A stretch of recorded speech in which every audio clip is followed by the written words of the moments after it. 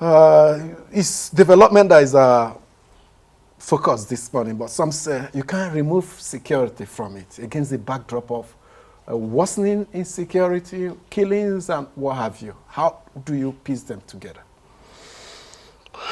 Where do we start from? But let me say this. I think security is a function of the functionality of our structure.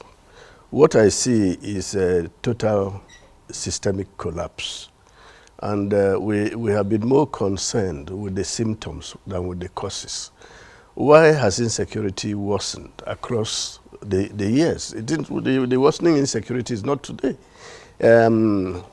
Each milieu we found ourselves, one of the biggest complaints has always been security. So why has it worsened? It worsened to a point where we fought a civil war. It was a consequence of insecurity. We fought a civil war.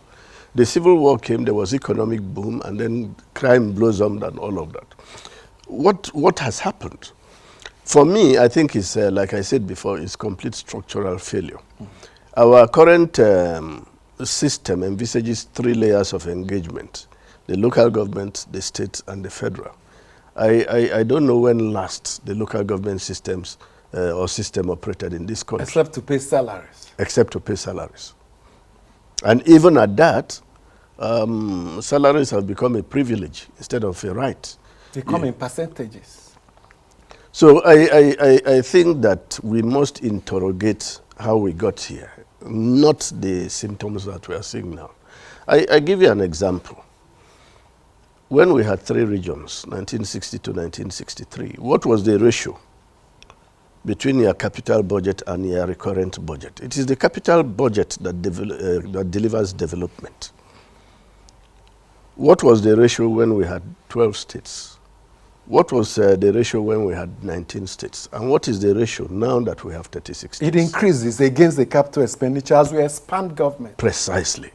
When we had 3 regions, I think the recurrent budget was in single digits. Today, the recurrent budget is about almost 80% of the national budget. So you really don't have any resources to create for capital. And it is capital that will expand the economy. It is capital that will create jobs. It is capital that will create opportunities. So our system has become such that what we have is being used to service the elite, more or less, those in public service, because what is recurrent? Recurrent is the cost of running government or cost of governance, you know. So I think we must begin to have a national conversation about what has brought us here. The sad thing is that we understand this fact. You have traced it very well right from independence and the different republics and all that. But the sad news is that we keep expanding government. Agitations for creation of more states, new agencies, parastatals springing up, more political appointees at various levels of government. It is because we are more concerned with convenience than the sacrifices that we need to make for a better tomorrow. I'll give you an example. In 1960, there were certain countries that were said to be our peers. You had Malaysia, you had Indonesia, you had Brazil, you had India, you had Singapore. 2-3 years back, I was presenting a paper in a conference in Beijing, and when I mentioned these countries, somebody, a Chinese who has been in Nigeria for a long time, said, and China was down, which is true. Now, are these countries still our peers? No. Malaysia is far off us. I remember when I was in primary school, the Malaysian delegation visited my primary school, and we were told that they came to collect palm oil seedlings. That was in the days of Eastern region.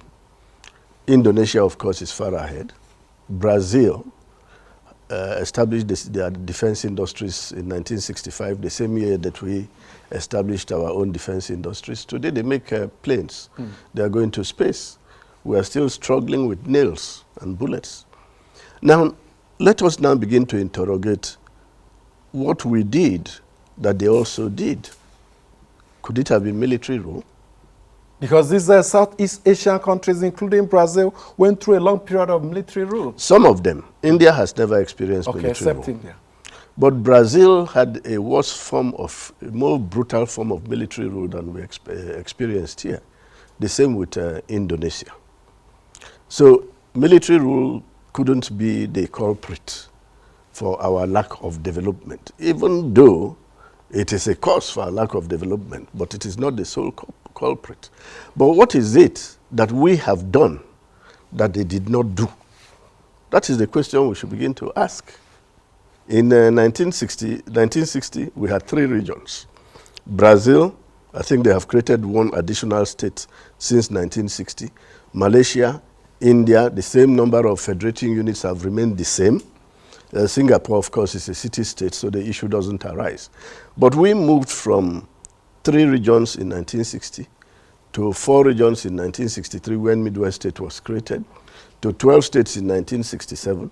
And by 1996, we had 36 states, which means that in 36 years, we were creating an average of 1 additional federating unit a year. And the implication of that is what we have seen in the ratio between our capital budget and our recurrent expenditure. So we should go back to that 1960-63 era? Well, I am not saying that it must be the 1960-63 era. I'm not saying so, because a lot has changed. But the point I am making is that the structure we have now, structure we have now is only hemorrhaging our resources. It has become a blood sucker. It's producing no proteins, so we can only be getting unhealthy as we go on. But common sense dictates, based on the example we have given, other middle-level countries, as it were then, we mentioned them, have refused to create additional bureaucracy and government, and we have been expanding. They are making progress, and we are not. So we should cut down the size of our government. There has to be a national conversation. And it has to be an honest and very sincere national conversation, because the constitution that we have creates the National Assembly, creates the executive, and creates the legislature, the executive, and the judiciary. And the same document constrains us in amending it. Even though I believe that the same way we found a solution around when we were in a political quagmire, we found a solution around the doctrine of necessity. We are resourceful enough, we are sufficiently resourceful to find a way around it. Because if you apply the Constitution, it's only the National Assembly that can amend the Constitution and bring the kind of changes that we are talking about. Now, for you to even achieve those changes using the provisions of the 1999 Constitution, you need to build a national consensus on quite a number of those issues. So we can start that process of building the national consensus on the kind of future that we want for this country, while looking at resourceful means of going around the constraints imposed on us by the 1999 Constitution. That's the responsibility of the elite, the ruling class, the political class. Are they ready for that? Because it appears they are not. Well, the way we are going will be consumed by the developments that have come out of the dysfunctionality of the state. And let me say this, apart from the dysfunctionality, in fact, I think it's the structure, the unworkability of the structure that has created this dysfunctionality. None of our institutions is working today. None. The judiciary, you see, we now have a stock exchange for court orders. You just go to the stock exchange, you get whatever court order you want. You know, different high courts giving the same high courts, but giving contradictory orders, making orders that we were taught as year 1 students, law students, that you cannot make. So I've been in law practice for 43 years. I've been a senior advocate for almost 20 years. I no longer understand the law. As it's being practiced. As it's being practiced. And one of the characteristics of law is that it must be predictable. Today, our judicial system is guided more by unpredictability than by predictability. You know, you take our educational system, with what has happened in the North now, you have a whole generation that is not likely to have an education. That is collapsed. As we speak, the medical sector is in shambles. Resident doctors have been on strike. Just this morning, I heard on AIT that the Nigerian Medical Association is about to join. You take our security services. The police has been so overstretched that the army is being looked upon now for internal security, which is the role of the police. Now, if the structure hasn't worked, why don't we take a breath, pull back a bit, and look at what the causes are? Has the time come for state police? Has the time come for us to look at different structures of security? I find the nature of our federalism very, very funny.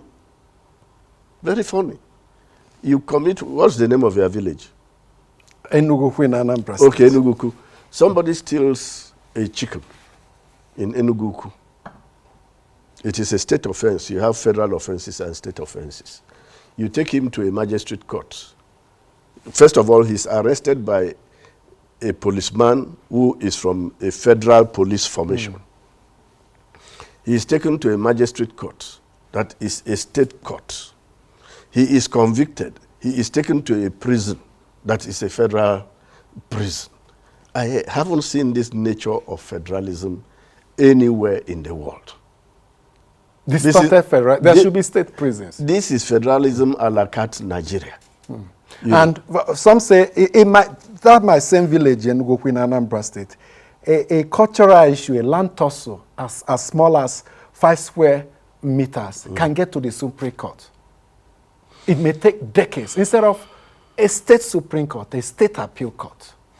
You see, for those of us who have been blessed with this quantity of life, we grew up under a system where the regions had their own constitutions.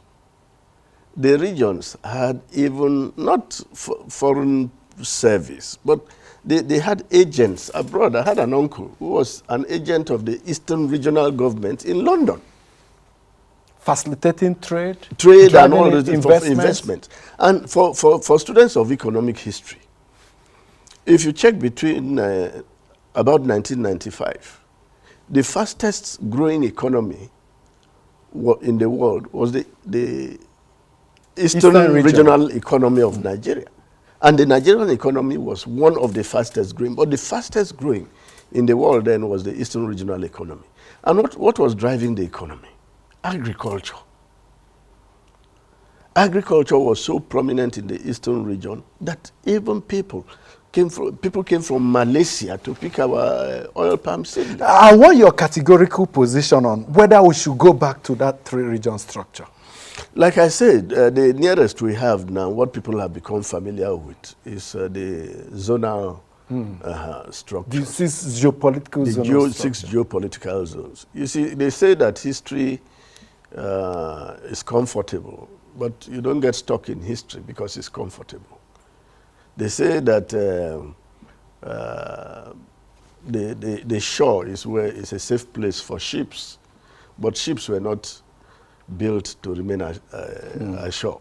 They are meant to explore new horizons. And I believe that we have people who are sufficiently versatile, some people who are sufficiently resourceful, who can, if we are honest and we have the will to do it, we can find a way to have a national conversation to address the issues that have bedeviled us. The structure clearly has come to a cul-de-sac. That's why I call it systemic breakdown. It's a systemic failure. What's that catalyst we need to, because as it were, we are heading to self-destruct. What do we need to do to spark off this conversation? We need the will of the ruling elite. We need the will of the elites. Unfortunately, if we play the ostrich, we'll be the first to be consumed. We saw the threats of the last ENDSARS riots. You know, so if we let so many have predicted the next one may be against politicians. Yes, if we let that happen again, then nobody can say what the consequences will be. We are expanding government at the same time. Development is shrinking. Let's go. Ask of my village. Let's go to your own part of the country, the Niger Delta. More money being thrown in, more bureaucracy, NDDC, Petroleum Industry Act will now create a host community funds. Minister of Niger Delta. Is exactly the situation in the Niger Delta. More expanding government, more resources, but most of them on recurrent and less of development and growing insecurity. That's exactly the situation. The NDDC, for instance, was following several years of agitation. And don't forget that the NDDC was not the first intervention by the federal government. There had been several interventions. UNPADEC. And then they got up to UNPADEC and then the NDDC. And the NDDC Act was, it gave a very clear mandate, very elaborate mandate to the board of the commission, from developing plans to developing policies, to infrastructure, to health, to human development, and all of that. But the mandates are captured in 8 or 9 subsections. Now, if you consolidate all of those mandates, you can summarize the mandate of the Niger Delta Development Commission into one, and that is to create an integrated regional economy, for a developed integrated regional economy for the Niger Delta region. Do we have the economies of the Niger Delta region integrated today? The answer is capital NO. Do we have the economies developed? The answer is no. And in the last 2 years, unfortunately, the NDDC has been in suspended animation. We are told... Even with interim management on board? That is the point I'm coming to. And it is a point that has bedeviled all of Nigeria. It's not peculiar to the NDDC. We are being told that it is in suspended animation because forensic audit is being carried out in the NDDC. A forensic audit is simply an audit with a different focus. To dig deeper. When you say forensics, forensics is just a scientific method of detecting crime. So when you say forensic audit, you are looking at an audit that has legal proceedings in mind. So it is reported in such a way that the auditors can be called as expert witnesses to determine whether there has been infractions, embezzlement, whatever, or whether you are looking at legal proceedings that will result in, say, liquidation or bankruptcy proceedings. But the only difference between a normal audit and a forensic audit is that the report of a forensic audit is likely to end up in court. But the term perhaps deposited to the EFCC and ICPCs that will now take it up. Yes. But the point I am making is that the term forensic audit is not so magical as to suspend the law creating the NDDC.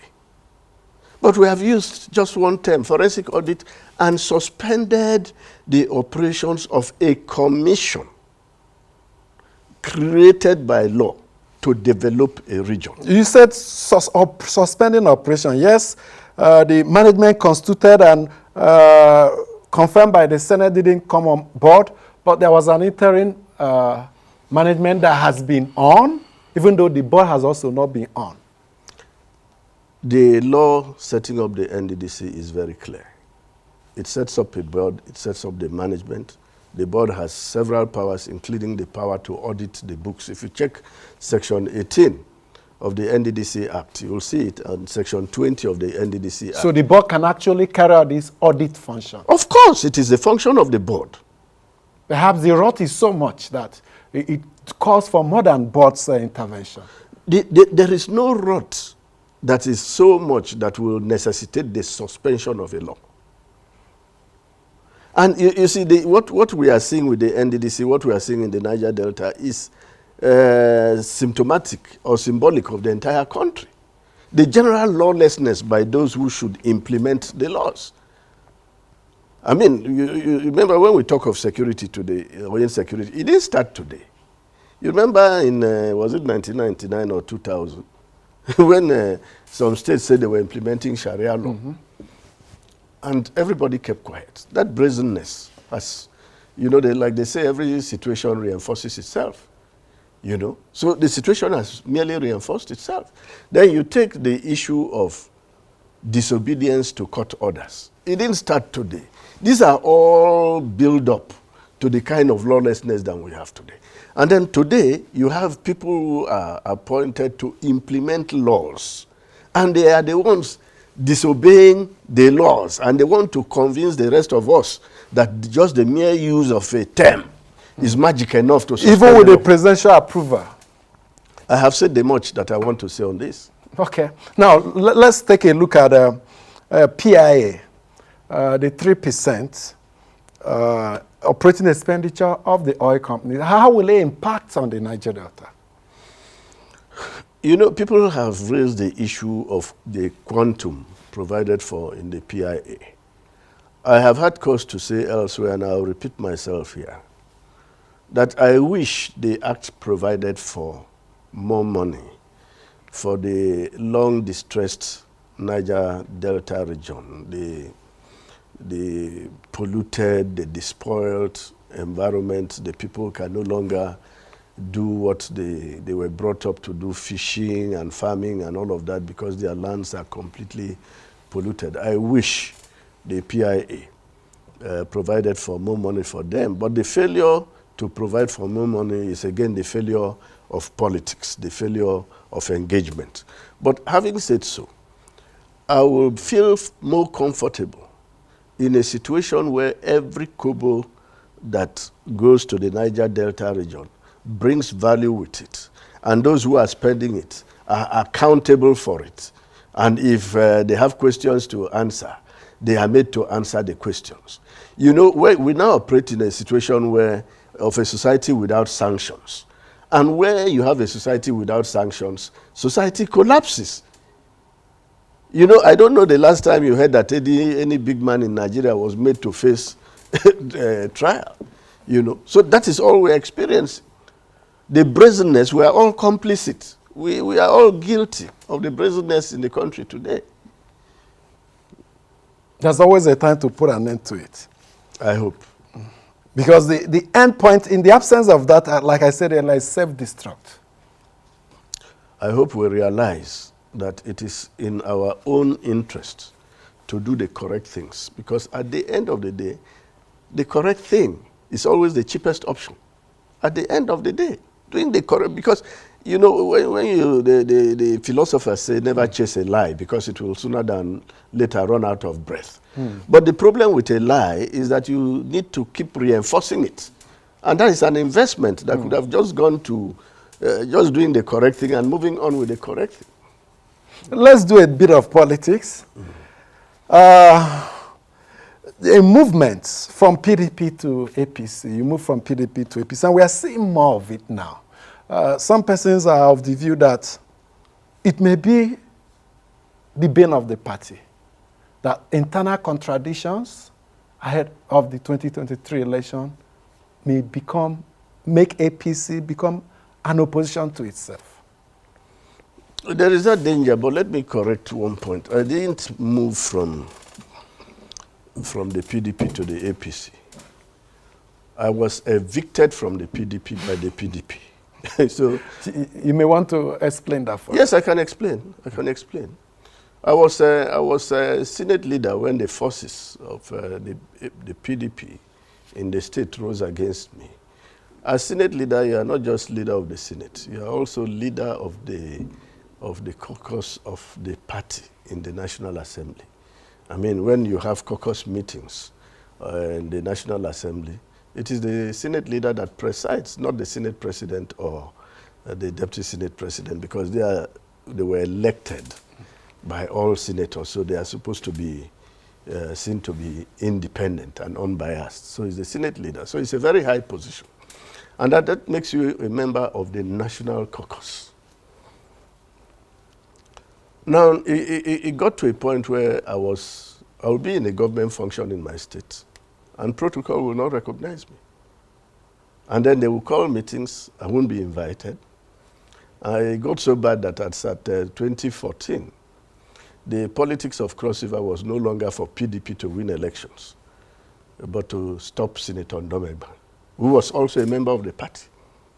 You know, but stop you from what? Becoming the governor? No, from returning to the Senate. Okay. That was all. And that tragedy showed in the national elections, because prior to the 2015 elections, Cross River State used to record about between 1 million and 1.3 million votes.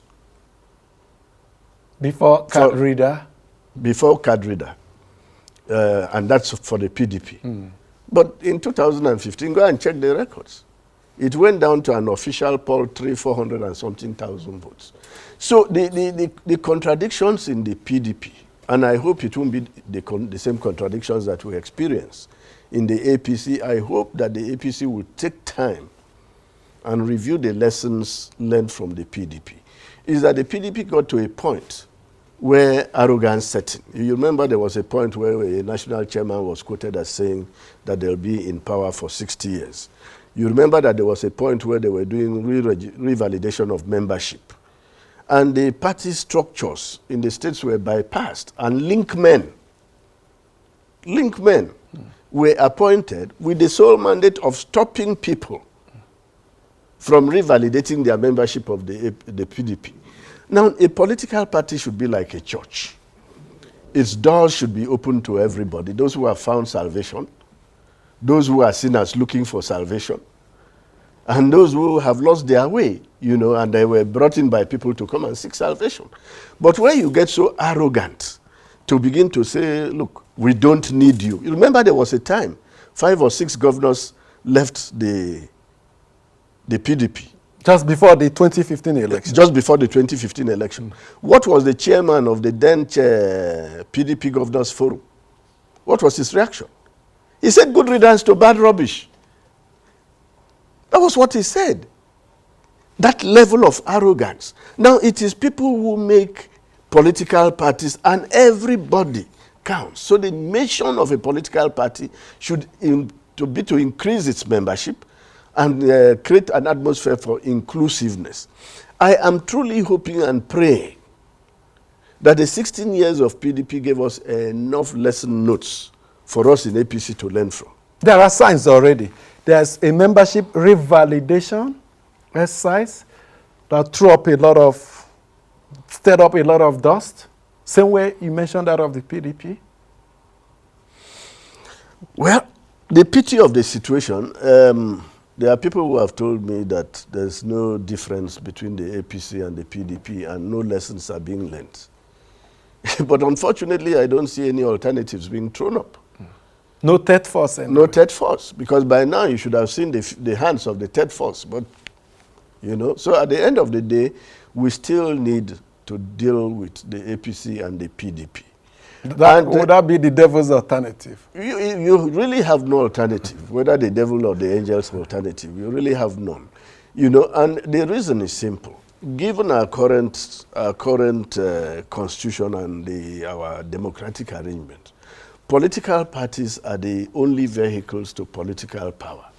And if political powers don't practice internal democracy, in law we say nemo dat non quod habet. You don't give what you don't have, you know. So if what we find in the political parties is the dictatorship of the governors, because that is what it is. Democracy is supposed to be government of the people, for the people, by the people. But our own democracy is now government of the governors, by the governors, and for the governors. And that is why you see them. They leave office as governors, they become senators. They leave office as senators, they become ministers, you know. So the recruitment pool for our politics is narrowing. It's narrowing, and somebody who absolutely. Somebody who has grown up with bad manners can only you see, those in State House of Assembly graduate to Federal House of Assembly, Federal House of Representatives. No, but that is okay. That is okay, because you need to build up some experience, especially at the legislature. Especially in the legislature. The legislature is like wine; the older, the better. You know, and that is why in the US, the developed democracies, you'll see people who have spent 50, 60 years in the Senate. The Congress, yeah. You know, and that is because of the nature of the institution. In the executive, you have records. A new president is taking over, a new governor is taking over, a new council chairman is taking over. His predecessor will present handing over notes. There's a transition program that tells you this is what we've done, this is what we haven't done. You go to the judiciary because of the hierarchy of courts and the very sophisticated archival system. That's why if you need a judgment of a customary court given in 1893, you'll still find it. But in the legislature, the institutional memory of the institution is the aggregation of the individual experiences of the individual legislators. And it's lost in event of transition. It is lost in the event of the kind of turnovers that we have. And that is why you see people always castigating the legislature. They didn't do this. Because it is not growing. It is not growing. You know, the turnover is too much for you to retain the kind of institutional memory that you need to check. And part of the reasons why the turnover is huge is the influence of the governors. You mentioned it earlier. I have said it that our democracy is government of governors, for governors, and by governors, period. The governors have, some say, hijacked the APC when they swept away the Adams Oshomole National Working Committee and are about to do same in PDP with the push for Uche Secondus to exit. Let me make a prediction. If they remove Uche Secondus, he will be replaced by a former governor. I can tell you that up front. But there's an acting chairman, he's not a former governor. He can only act. When it comes to the election of a substantive governor, okay, for the election of substantive governor. A substantive chairman. Chairman, I mean. Mark my words. And if you look at the top-notch runners in APC, they are former governors. I have said it now. Let me not be repeating myself. So let me further advance your proposition. From governor to Senate to minister and party chairman. That is a trajectory. That is a route. Can we break this circle? We can if the parties decide to reform. I was a very young lawyer in 1979. I was what you call a boy to Senator Joseph Wyers, who was then Senate President. If the national chairman came in to a function, even the President Shagari, stood up. For a party function? For a party function. The national chairman wants to see the president. The president drove to the party headquarters to see the national chairman.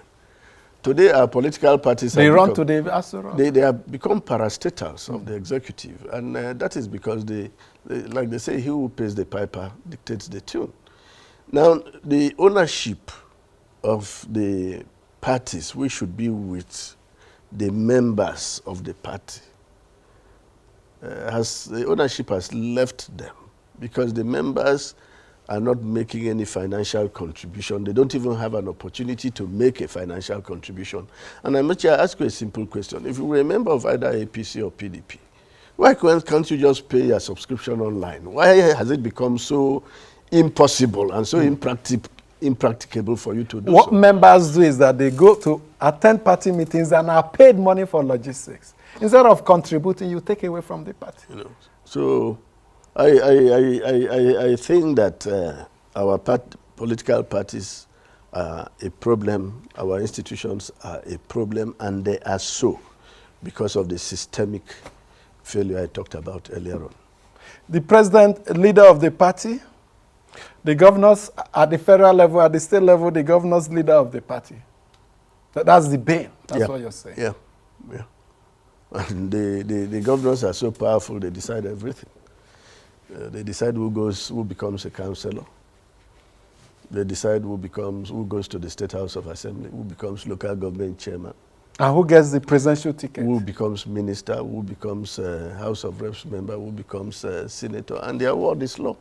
I recall as strong as Obasanjo was as president, he admitted that he rarely knew 30% of those that formed his cabinet. The governors put him under immense pressure that for you to make any ministerial appointment or indeed any other appointment, you have to defer to me. And that trend has continued. That's a fact. And like I said earlier on, every situation reinforces itself. So until we have the will, we can talk about our problems from morning till night. We know where the source of our problems. We all know. But all of us collectively must develop the will to say, look, where we are headed is a red zone for everybody, not just for those who are governed, but even those who are governing us. So the important thing now is for us to develop the will, to say, look, we need to progress. We need to move on.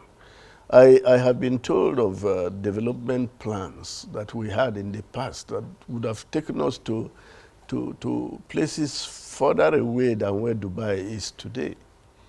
But there was no consistency in the application of those plans. There was no will to enforce them. Today, Dubai, that was a desert just in 1970 or 71, is doing cloud seeding. Cloud seeding, it goes to space. To generate rainfall. To generate when the rainfall, heat yes. becomes intense. You know, where he's still here talking about very mundane. We are still using the traditional rain-making and prevention method. Yeah. So I'm just thinking, as we have less than 1 minute to go, what do governors not influence in Nigeria? I'm trying to see if I can get one. The only thing is the air you breathe.